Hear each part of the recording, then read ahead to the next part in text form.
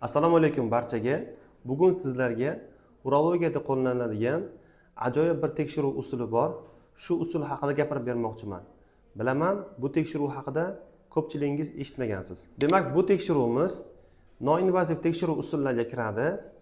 Bu tekshiruv orqali biz inson peshob qilish oqimi, ya'ni peshob qilish tezligi, qovuqning miqdori hamda peshob qilish vaqtini bizga o'lchab beradi. Juda ham qiziq, ha? Qarang. Masalan, odatda insonning yurak kasali bo'lsa, yurakdagi o'zgarishni bilish uchun biz uni EKG tekshirib olamiz. Ko'pchilik EKGni bilasiz. Har doim qo'llanib keladi. Yurakdagi qon aylanish buzilishi haqida ma'lumot beradi. Lekin bizlarda, ya'ni urologiyada ham shunday siyish jarayonini baholash uchun maxsus tekshiruv usuli bor. Buni urolfometriya deyiladi. Buni maxsus apparatlar yordamida amalga oshiriladi. Ko'rib turganingiz yonimdagi apparat aynan shu uchun kerak bo'ladi. Bu apparatda maxsus demak, o'zini varonkasi bo'ladi, hamda magnit qo'yiladigan idishi, hamda asosiy ishni bajaradigan aynan mana shu yerda plata bo'ladi. Bu plata bosimni his qiladi va peshob qilish vaqtidagi demak, siydikni tushayotgan oqimini shu yerga demak o'zlashtirib ma'lumotlar qilib bizga kompyuter orqali chiqarib beradi. Hamda biz 3 ta eng muhim bo'lgan ma'lumotni olamiz. Peshob qilish tezligi, peshobning demak chiqarilishining vaqti, qancha sekund davomida peshobni tugatdi, hamda chiqqan peshob miqdori. Nima uchun kerak? Bilasizlar, juda ko'pchilik bemorlar demak peshob qilishda qiyinchilikdan aziyat chekishadi yoki peshob qilish bilan bog'liq bo'lgan kasalliklar bilan aziyat chekadi. Masalan, olaylik, yosh katta otaxonlarimizda prostata bezi adenomasi bo'ladi. Tungi vaqtda bilasiz, ko'p marta tez-tez hojatga chiqishadi yoki peshobning oxirigacha bo'shamaganlik hissi paydo bo'ladi. Ba'zi ayollarimizda ham shu muammo bor. Masalan, ayollarimiz, yosh katta onaxonlarimizda peshobning oxirigacha bo'shamaganlik hissi, qolib ketgandek hissiyotlar yoki tomchilash kabi hissiyotlar bo'ladi. Biz shunda qovuq faoliyatiga baho berishda aynan shu usuldan foydalanamiz. Bu usulni ko'pchilik urologlar qo'llamaydi, sababi mana shunaqa instrumentlarni yo'lga qo'yish, kompyuterga ulash hamda uni to'g'ri tasniflab o'qib, demak bemorga ma'lumot berishda biroz qiyinchilik tug'dirganligi uchun ko'pchilik boshini og'ritgisi kelmaydi. Lekin bu usuldan butun Yevropada, butun dunyo mamlakatlarida hozirgi kungacha demak jadal qo'llanib kelyapti. Bu usulni yana bitta, bu tekshiruvning yana bitta foydali tomoni bor. Bu foydali tomoni ba'zi bir masalan insonlarda nevrologik kasalliklar bo'ladi. Aytaylik, bosh miyaga qon aylanishini buzilishi yosh katta odamlarda, masalan, kimdir mikroinsult, mikroinfarkt o'tkazishadi yoki olaylik orqa miyani, ya'ni umurtqa pog'onasining kasalliklari bo'ladi. Umurtqa pog'onasining kasalliklarida ham shunaqa holatlarga olib kelishi mumkin. Masalan, bemorda aytaylik, yosh katta odam umurtqa pog'onasida grijasi bor hamda prostata bezida yallig'lanish bor, prostatit bor. Bilamiz, prostatit kasalligida ham peshob qilish jarayoni biroz qiyinlashadi, tez-tezlashib qolishi mumkin. Lekin bemorda bez sohasida grijasi ham bor, ya'ni cho'rasi ham bor. Ya'ni poзвоночникlar orasidan, ya'ni umurtqalar orasidan chiqqan grija bor. Ba'zi holatlarda o'sha grija ham peshob oqimini buzilishiga olib keladi. Xo'p, bizda shunday savol tug'iladi. Bemor peshob qilishga qiyinchilik bilan kelgan paytda bemorda grija tufayli peshob qilish qiynalyaptimi yoki prostata bezi adenomasidan bo'lyaptimi? Shu savoliga aniq javob topish uchun aynan mana shu tekshiruv bizga yordam beradi. Chunki biz bemor peshob qilayotgan paytda siyish jarayonidagi egrilik hosil bo'ladi, ya'ni bizda urogramma deyiladi, maxsus urogramma paydo bo'ladi. O'sha urogramma orqali biz siyish jarayonini baholaymiz.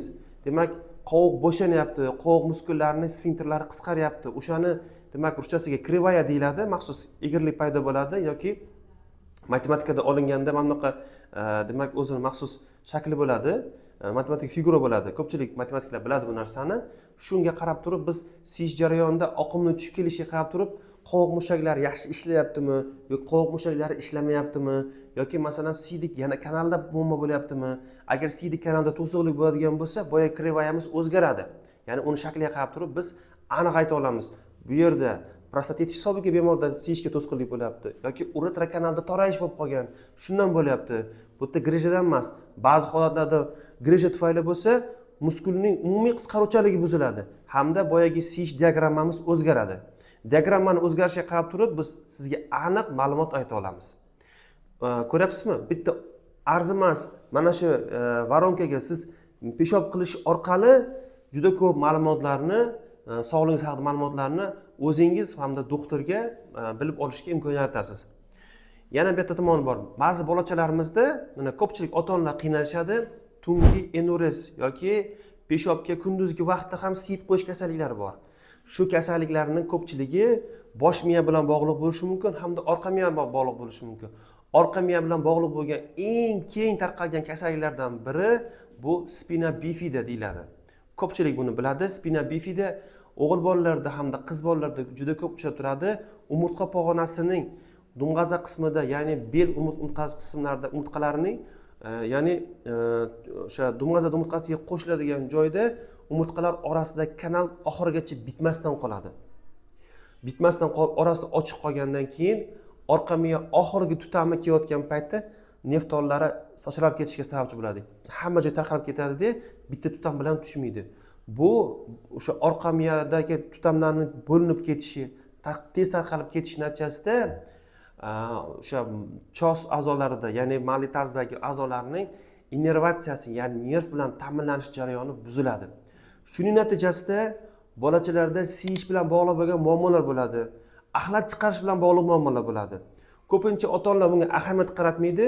Ba'zi bolalarning ichi qotsa, ovqatidan yoki masalan kasha beryapman, smesdan yoki boshqa sabablardan deb kasallikka yetarlicha e'tibor qaratmaymiz. Bu natijada ichak kasalliklariga, surunkali kolitlarga, boshqa muammolarga olib kelishi mumkin, hattoki ichak kasalliklariga olib kelishi mumkin.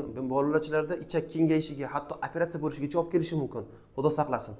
Lekin shu bilan bir qatorda bolalarda peshob qilish bilan bog'liq muammolar ham bo'ladi. Masalan, biroz tomchilab siyib qo'yishlari, demak, bolada qovun oxirigacha bo'shamaslik holatlari bo'ladi, lekin bolalar buni sizga aytib bera olmaydi. Biz katta odamlar masalan oldin ravon siyib yurgan bo'lsak, siyish jarayonimiz buzilsa, shifokorga darhol shikoyat qilamiz. Menda siyish jarayonim buzildi, peshob qilishimda muammo bor deb aniq ayta olamiz. Lekin bolalar tug'ma shu jarayon bo'lsa, siz uni qanaqa qilib baholaysiz? Bila olmaymiz buni. Bilish uchun o'sha urolog qabuliga boriladi. Urologga demak shikoyatlar bolani siyish jarayoni bilan bog'liq bo'lgan shikoyatlar haqida gapirib beriladi hamda mana shunaqa tekshiruv o'tkazilgandan keyin demak siyish diagrammasiga qarab turib bolada siyish bilan bog'liq bo'lgan nevrogen kasalliklar, ya'ni asab tollarining buzilishi, ya'ni orqa miyaga bilan bog'liq yoki bosh miya bilan bog'liq bo'lgan kasalliklarni diagnostika qilishimizga yordam beradi. Sizga ekranlaringizga hozir bitta shu sizga tushunarsiz bo'lsa ham bitta urofometriya rasmini chiqarib ko'rsatamiz. Shu rasmni ko'rib turib, masalan, siyish jarayoni haqidagi ma'lumotni shu shaklda olishingizni bilib olishingiz mumkin. Lekin sizga muhimroq bo'lgan ma'lumotni shifokorning o'zi aytadi. Chunki biz buni tushunamiz, buni patsientlar tushunmaydi. Yana ikkinchi muhim bo'lgan narsa peshob oqimining tezligi haqida aytdik. Peshob oqimi tezligi juda ham muhim. Ba'zi kasalliklar bo'ladi, ba'zi erkaklarimizda, yosh katta otaxonlarimizda prostata bezi adenomasi bo'ladi. Unga qo'shimcha ravishda siydik kanalda torayish bo'ladi. Masalan, men qabulimga juda ko'p bemorlar keladi. Ularda prostata bezi adenomasi bo'ladi, siyishda qiyinchilik bo'lib turadi. To'satdan siydik tutilishi ro'y beradi. Aytaylik, masalan, ko'p suv ichib qo'ydi yoki unaqa bazmda bo'ldi. Masalan, biror joyga turib ketish imkoniyati yo'q, hojatxonaga yugurib borish imkoniyati yo'q bo'lgan vaziyatlar bo'lgan paytda o'sha peshobni yig'ib turib, qovoq to'lib qolgandan keyin hojatxonaga borib, siyish jarayonida hammasini birdan bo'shata olmaydi yoki peshob umuman chiqib qolmasligi mumkin. Shunaqa vaziyatda bemor tez tibbiy yordamga murojaat qiladi, u orqali shifoxonaga olib boriladi. Shifoxonada ko'pincha umuman urolog bo'lmagan mutaxassislar tomonidan siydik yo'lini kateterizatsiya qilinadi. Ko'pincha shu jarayonda siydik yo'lini travmatizatsiya qilib qo'yishadi, ya'ni siydik yo'lini zararlab qo'yadi hamda qo'yayotgan paytda ehtiyotsizlik tufayli siydik yo'lini ta'sirlantiradi yoki zararlantirish natijasida siydikni chiqazib berishadi. Lekin ma'lum bir vaqt o'tgandan keyin siydik yo'lidagi shilliq qavat juda ham nozik bo'lganligi uchun o'sha joyda chandiq paydo bo'ladi, torayish paydo bo'ladi. Bemorda o'zi adenomasi ham bor edi. Yetmagandek siydik kanal chandiq ham paydo bo'ladi. Bu chandiq bilan torayish natijasida bemorda siyish jarayoni yanada og'irlashadi. Urol qabuliga keladi. Juda qiynalib, bezovta bo'lib ketgandan keyin, jonidan to'ygandan keyin kelishadi. Doktor, men juda ham peshob qilishdan qiynalyapman. Shunaqa vaziyatda bemorda mana tekshiruv o'tkazgan paytimizda siydik kanaldagi to'rayish hisobiga siydik oqimini chiqishi yanada buzilganligini shu tekshiruv orqali biz ayta olamiz. Bemorga aytamiz, sizni siydik yo'lingiz to'rayib qolgan. Sizga bizda kelguncha avval siydik yo'lingizda muolaja bo'lgan, kattir qo'yilgan yoki qanaqadir amaliyot o'tkazilgan bo'lsa, shundan keyin siydik yo'l to'rayib qoladi. To'rayib qolgan siydik yo'lini oldin bartaraf qilish talab qilinadi. Siz bemorni adenomiga operatsiyaga biz olamiz, operatsiya qilamiz, lekin ma'lum bir vaqtdan keyin, aytaylik 2 oy, 3 oy o'tgandan keyin bemorda siyish yana to'silib qoladi. Keyin doktor keladi, "Men operatsiya qildingiz, lekin men siyishimda o'zgarish bo'lmadi. Oradan mana 2 oy, 3 oy vaqt o'tdi, yana oldingi ahvolga qaytib qoldim. Nega bunaqa bo'ldi?" deb asosiy shikoyatni, asosiy e'tirozni shifokorning o'ziga qilishni boshlashadi. Lekin ko'pchilik bilmaydiki, bu narsa ularda operatsiyaga bo'lgunga qadar bo'lgan rivojlangan bo'ladi. Ba'zi urolog doktorlarimiz ham bemorlarni shoshib pishib operatsiya qilib qo'yishadi. Operatsiyaga kirgan payt endoskop bilan ko'rayotgan paytida siydik kanal to'raganligini ko'rib, bemorga buni aytgandan keyin umuman foydasi yo'q. Bemor buni tushunmaydi. Chunki u sizni oldingizga vrach qabuliga bemorlar faqat sog'ayish uchun keladi, faqat tuzalish uchun keladi. Qo'shimcha kasalligingiz bor, uni bartaraf qilish kerakligiga aytsangiz, operatsiyadan keyin u narsani ko'pchilik uni yoqtirmaydi, qabul qila olmaydi. Faqatgina ma'lum bir toifada bemorlarimiz bo'ladi, juda aqlli, juda o'qigan bemorlarimizga tushuntirsak, buni to'g'ri qabul qilishi mumkin. Shuning uchun bu yerda mana shifokorlarni oldini yonini olib, bemorlarni men anaqa xafa qilish yoki bemorlarni demak qanaqadir unijeniya qilish niyatim yo'q. Shu tekshiruvlarni qo'llab, to'g'ri tashxis qo'yib, to'g'ri taktika qilinsa, bemor yaxshi bo'lib ketadi. Tibbiyotda bor bo'lgan oddiygina tekshiruv usullari ham bizga juda ko'p ma'lumotlarni beradi. Ba'zi paytda biz bular haqida ma'lumotimiz bo'lmaydi. Biz mana shu videolarni chiqarishdan maqsad sizni tibbiy savodxonligingizni oshirish. Masalan, shifokor urologga borganda, agar o'sha urologda shunaqa tekshiruvlar bo'lmasa, boshqa urologga murojaat qilib, shu tekshiruvlarni o'tib, to'liqligicha bartaraf qilish muammoni yoki to'liqligicha ma'lumot olish maqsadida bu videoni siz uchun chiqaryapmiz.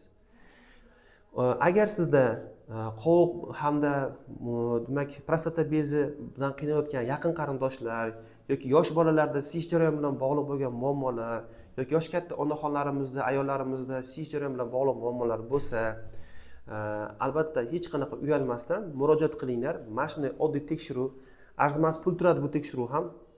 Biz shu tekshiruvni sizga o'tkazib, yetarlicha siz uchun sog'lig'ingiz haqidagi xulosani demak aytishga inshaalloh harakat qilamiz. Savollaringiz bo'lsa, izohlarda fikringizni qoldiring yoki profilimdagi telefonlar orqali menga to'g'ridan-to'g'ri aloqaga chiqsangiz, sizga qo'limdan kelguncha yordam berishdan doimo mamnunman. Sog' va salomat bo'ling.